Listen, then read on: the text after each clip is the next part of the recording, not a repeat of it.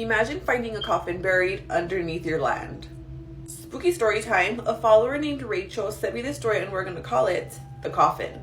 Rachel says that growing up, her grandparents took care of her while her mom worked, so she spent a lot of time at her grandparents' house. So she says that one time her grandpa stated that while he was building the other side of the house, he was digging to add some more plumbing pipes and he hit something hard. He started digging around it because he was afraid that it was maybe some plumbing pipes or something.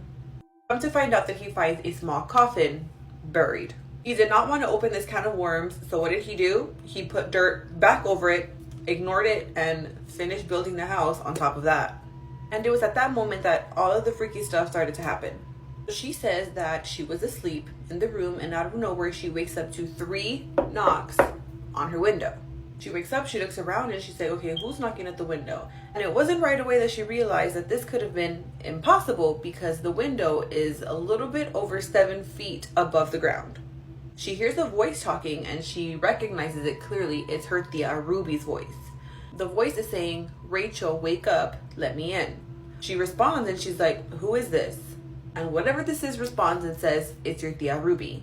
She knew immediately something was off because again, how can her tia reach a window that's 7 feet above the ground? So she asks it again, who is this? But this time it responds in a much deeper, darker voice and says, I'm God, open the door. No, thank you. She says she remembers her whole body going into shock and she can feel the heavy evilness fill the room. She's frozen with fear. What does she do? She decides to just ignore it. She decides to lay back down, play it off, pretend that none of this ever happened, covers herself, and this thing just keeps knocking and knocking and telling her to let her in. She's a little girl. She is scared. She doesn't know what's going on. She doesn't know what to expect. She ends up falling asleep and it was over. She says she has witnessed so many scary things at her grandparents' house and she will be sending more stories. Thank you so much to Rachel for sending me this spooky story. As always, if you guys have any other stories that you'd like for me to read, please send them via DM or email and I'd love to read them.